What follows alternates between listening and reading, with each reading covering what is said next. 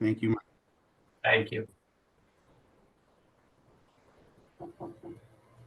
Rewind and do all it over again, but that For was the mostly just record, Josh just gave 2 minutes that were absolutely brilliant that no one will ever be able to cite. That's the flooring. Thank you, Michael. That's now on record. Looks good.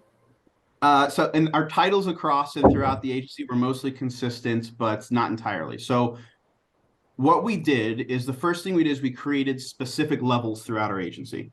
So we added across very specific intentional levels that all had similar or like responsibilities. So we had a direct service program support level, which we called our foundational level.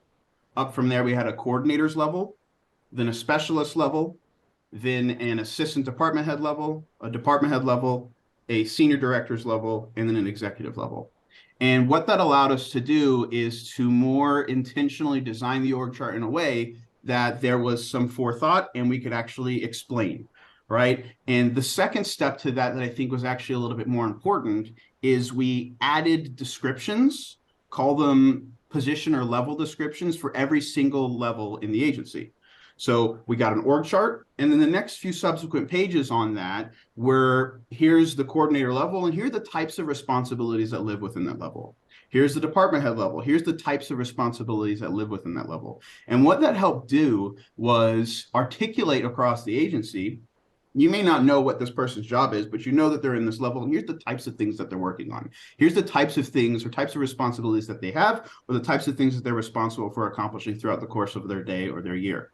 And what that did is it created a lot more consistency, right? So if I'm a hiring manager, I now have this visual tool and this guide that I have to follow to make sure that if I'm adding a position or giving someone a title, it has to make sense within this model. So a natural outcry of that shift is we did have to change some people's title because maybe they were at the specialist level, but they had coordinator in their title. So we had to change that around a little bit for some consistency's sake.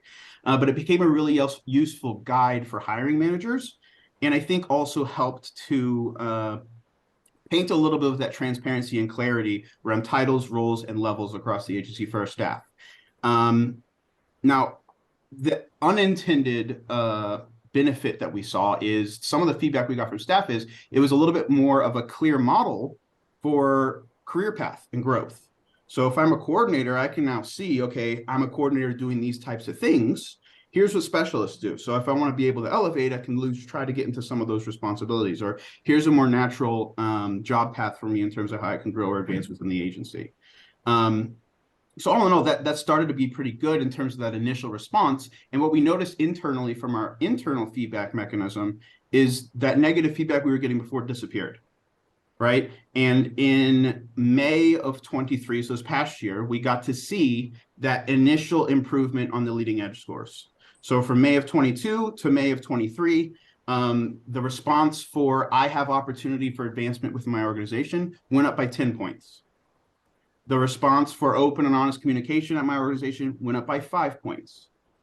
The response for when I offer my opinion, I feel it's heard and respected, went up by 5 points. So that had some of that positive effect in addition to some of the chatter that we heard around the agency improving as well. The unintended consequence by painting those levels, and here's the clear hierarchical concept with some intentionality, is it didn't speak to salary or pay at all. So in that same change from 22 to 23 in leading edge, I understand how salaries and raises are determined, went down by 10 points.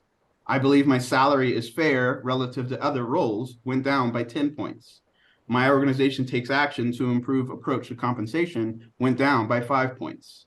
So, okay, pivot a bit. We improved in some of the areas we had some intentional initiatives for, and we went down in others. So our next kind of initiative, if you will, this past summer was how do we tackle that? Pay basements or pay bands were the first thing that popped into our head. And I'll say we hadn't done a lot of work with pay bands in a long time.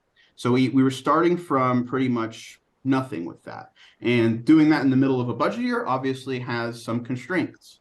So where we decided to start was with pay basements rather than bands. So it doesn't have a top end, but each of our levels basically saying, here's the minimum that anyone at this level would be making, right? And we did that not only because of the challenge in the budget year, but also as we started to build it, we realized that some of the levels band actually would have been so wide that it didn't make sense, it wouldn't be helpful. So we don't necessarily have a top end for any of the levels right now, but every single level does have a basement, meaning the minimum that this level is going to make, and there's differentiation from level to level. We are still using pay scales for each individual role when hiring and recruiting, which do have both the basements and caps for that specific role. So there is some level of a band that we can point to and that people are transparently aware of. The basements from level to level for us range from $5,000 to $10,000, $5,000 to $15,000 differential, depending on from what level you're going to what level, aside from the jump from senior director to executive, which is a bit larger of a jump.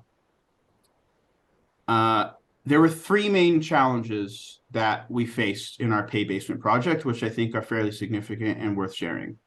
The first was the challenge trying to band some of the levels, which obviously became untenable for us. And so we shifted to the basements. The second challenge was the band or basement for our foundational level of the org chart. So that's all of our program, direct service support staff. That was tough, right? In all other levels, basically coordinator and up, we have nearly 50 total staff. RJ has almost 300 staff. So 250 staff, or roughly 80% of our organization, are in that foundational level. So there's obviously a ton of roles and a huge variety of roles within that level. And sure, it would have been very easy to say the pay base for this level is minimum wage, but that's largely unhelpful for the vast majority of our agency that are sitting in that spot. So to solve that problem, we actually created a pay basement for every individual role that lives in that level. A little arduous, but we felt it was worth the investment. Lifeguard, fitness floor associate, maintenance tech, whatever, right? The benefit to that approach was it took a little bit more time, which allowed us to drill down a bit more and get a little bit more creative. So we did our best to do this in a way that was a little bit more equitable. We were able to take a holistic bird's eye approach, ensuring that there was some consistency across the agency and across departments and roles. So as an example, we were able to look at like our early childhood staff in close relation to our staff that work in our adult day programs for adults with developmental disabilities, right? They're both caring for vulnerable populations and they both need specialized skill, similar type roles. Doesn't mean they're going to be exactly equal, but we can use that for comparison purposes. We were also able to look at market comparisons for each of these direct service roles tit for tat so that we can make sure we're being competitive and equitable from that perspective. So for instance, our maintenance technicians pay basement was close or at market rate.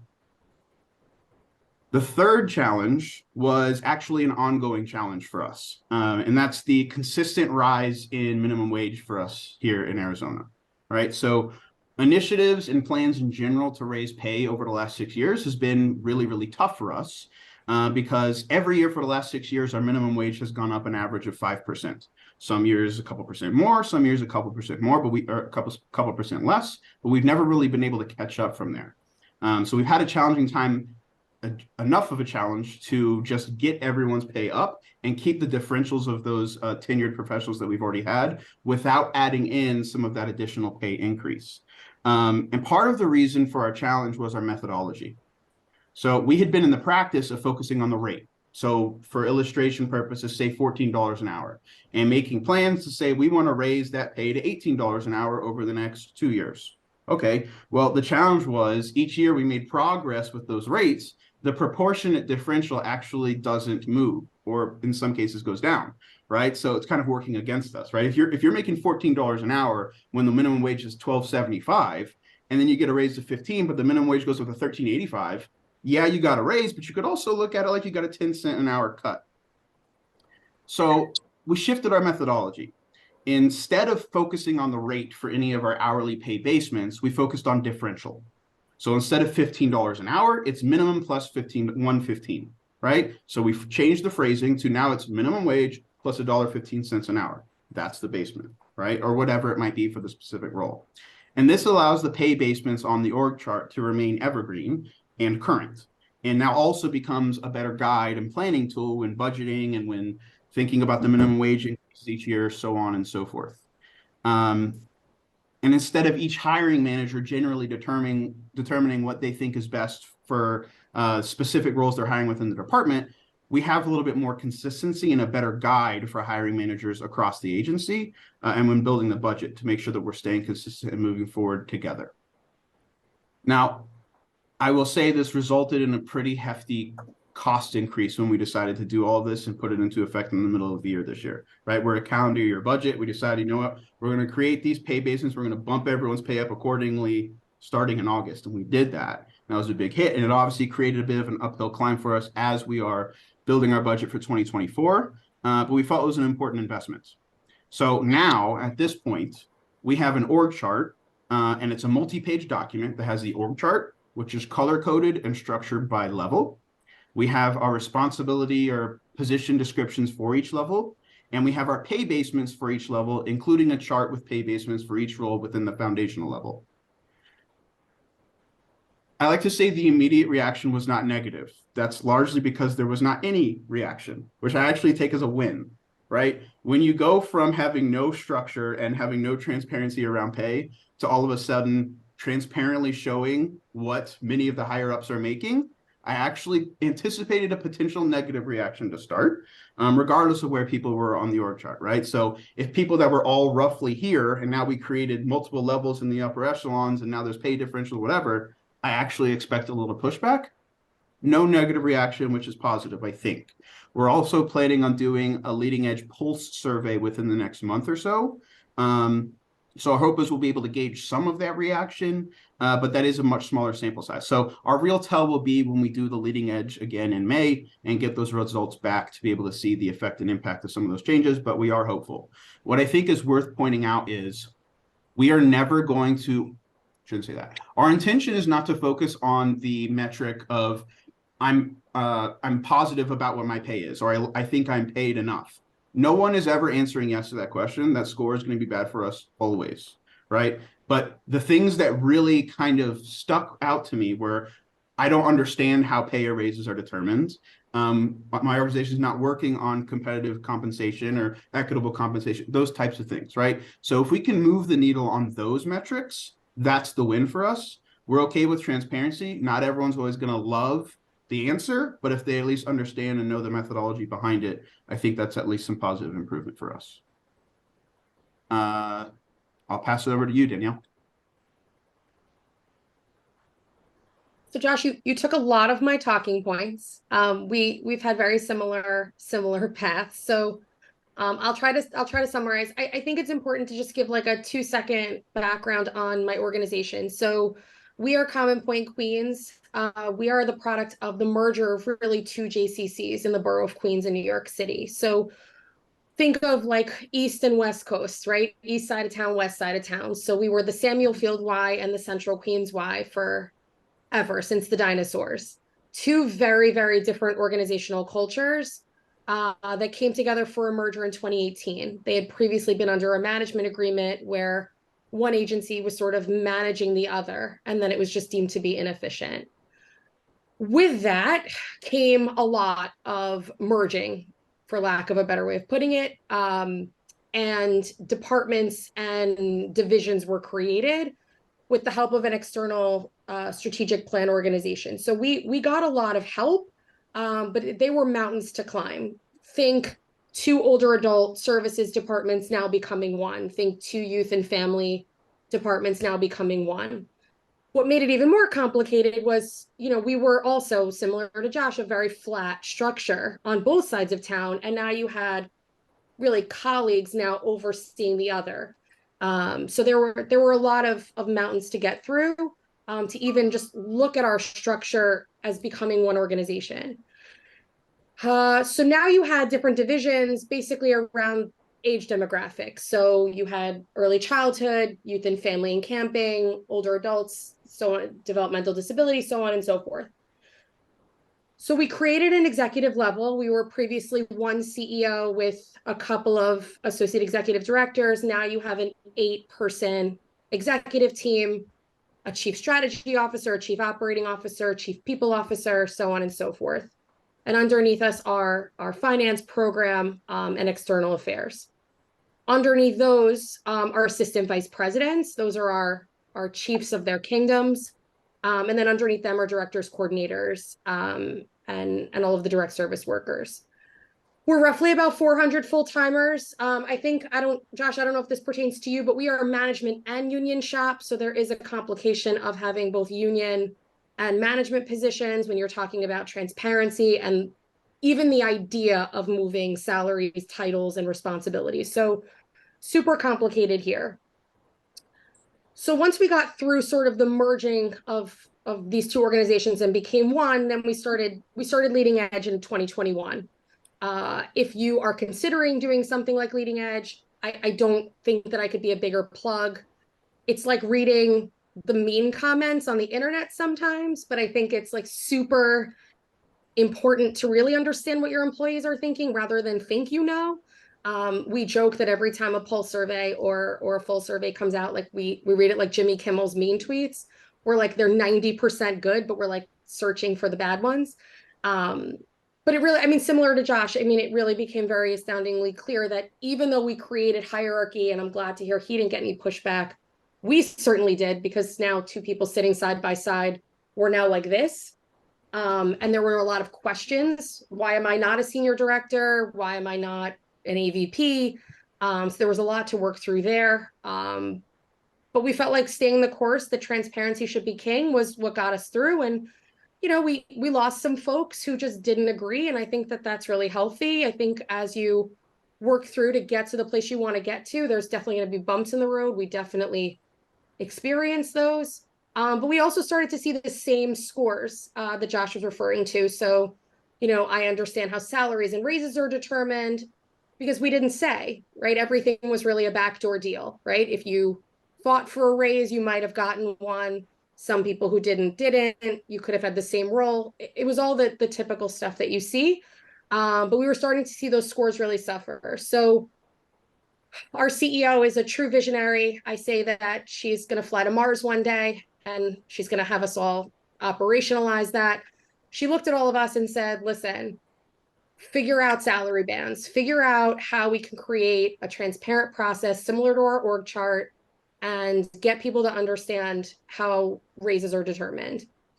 So our chief operating officer, our chief financial officer, and I locked ourselves in a room for a span of 2 weeks. And we tried to figure out how to do this fairly. We had no consistency. We had no positions were the same. Nobody made the same. It was really like starting from the actual bottom. And we started to think about what we would really want to see. So to make things more complicated, and I love her, she knows my story. To make things more complicated, she said, I want to incentivize education. So I don't want to just incentivize how long you've been in the organization or what your role is. I want to create another layer, and I want to encourage people to value themselves and pursue their education. So we developed a 5-tier system in 2021. So tier 1, think your direct service worker, your person really working directly with clients. Tier 2 is really your coordinator, your director. Tier 3 is a senior director. We have nurse practitioners. We run an Article 31 mental health clinic. So lots of different business models go into these tiers. Tier 4 is roughly your assistant vice president. And then we actually had to make a tier 5. And those are for our specialized positions that no matter how hard we tried, we just couldn't fit them into a band. So we have a medical doctor on staff. We have nurse practitioners on staff. We have overnight camp executive directors on staff, just people that no matter how hard we tried, they just couldn't fit in a band. They represent about 3% of our overall staff. In addition to your tier, you also get a band. So band A means you have no BA. You've come to us with a specialized credential. You've come to us with some sort of extenuating circumstance that leads to your expertise, but you are in band A. Band B is a BA. Or 5 years of experience. And band C is a master's degree with 10 years experience or higher.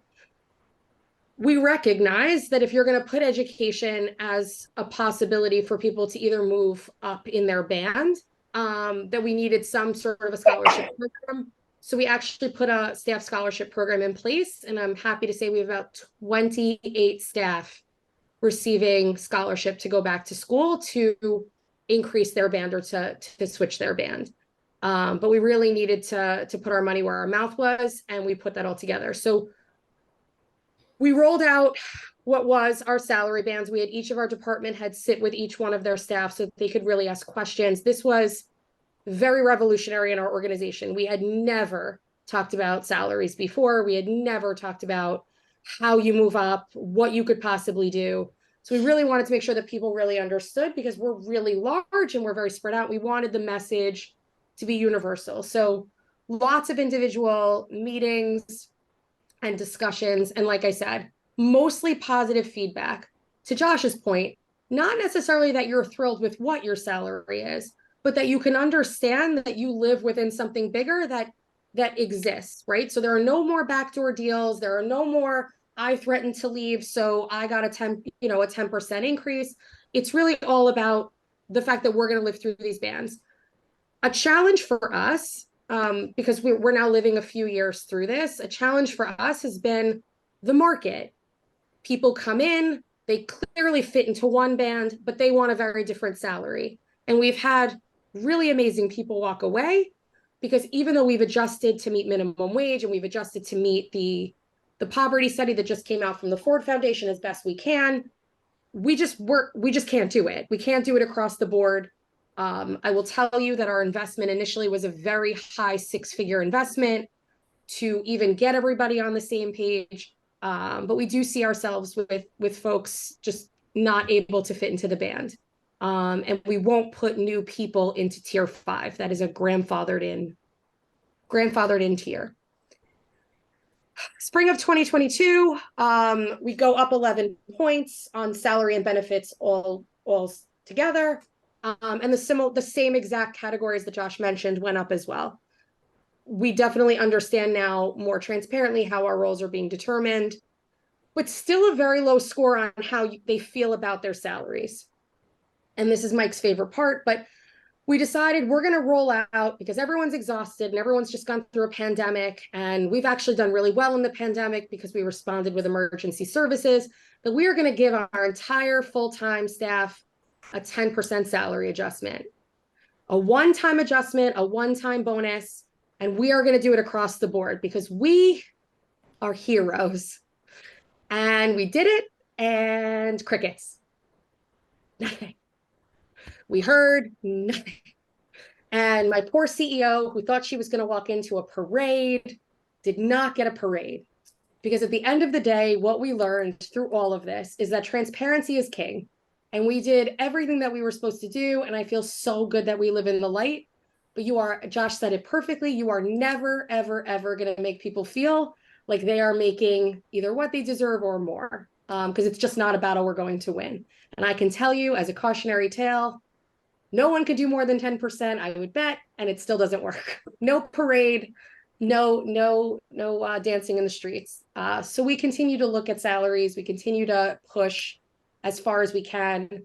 We are dealing with a union. I think my CEO tries to push every union boundary she can to raise rates and do all of that. But very similar to Josh, I think we feel really good that we've developed these bands. I think we feel really good that you know what you're going to apply for and what the responsibilities are. You're starting to see people apply for jobs across divisions because they want that growth. And you're able to have more thoughtful conversations with people about what their trajectory is. I grew up in this agency and I had absolutely no idea where I was going to go from my first role. And I think we're able to have a lot more thoughtful conversations with folks now. It's painful, but it's great, is my tagline. And no one's ever going to be happy with their salary. I don't know if that's good or enough, but that's it for me. That's awesome. So I'll throw out 1 or 2 questions, and then anybody else, please feel free to jump in. And one of these days, I have no doubt that Danielle and her CEO will be getting that parade.